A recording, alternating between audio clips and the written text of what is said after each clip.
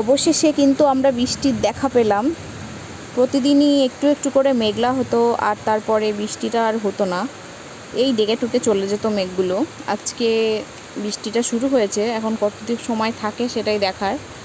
আর যা গরম পড়েছে, মানে ভীষণ গরম, 1 মিনিট পাখার নিচের থেকে উঠে কোথাও যাওয়া যাচ্ছে না, এত গরম পড়েছে।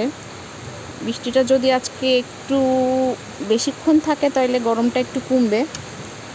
আর এই গাছে এই দুটো পাখি বসে বসে ভিজছে, দেখো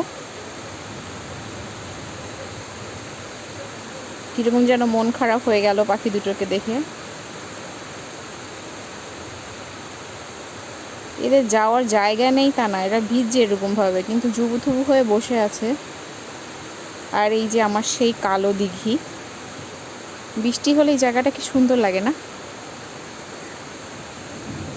এক এক সময় এক এক রকম লাগে। যখন শীতকাল থাকে তখন এই নিম গাছটায় কোনো পাতা থাকে না, পুরো একটা মানে ফাঁকা ফাঁকা থাকে এই জায়গাটা, এখান থেকেই আমরা ওই রোডটা দেখতে পারি। কিন্তু আবার যখন একটু বর্ষাকাল আসে বা শীতটা যায় তখন আবার ঠিক এখানে গাছে অনেক পাতা জন্মায়। এখন যেমন জন্মেছে এই গাছটাতে, এখন একে একে অনেক পাখি আসবে, অলরেডি আরও একটা এসে গেছে। আসলে এই গাছটা আমার এই জন্য খুব প্রিয়, কারণ এখানে তোমার সারাদিনই কম বেশি অনেক পাখি আসে, আর সবাই মোটামুটি ডাকাডাকি করে, যার জন্য আমাদের ঘরটা খুব গম গম করে।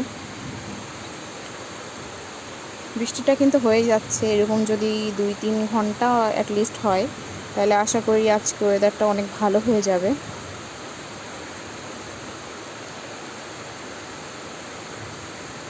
কিন্তু আমাদের একটু বাইরে যাওয়ার ছিল, যেটা হয়তো এই বৃষ্টির জন্য এখন হবে না।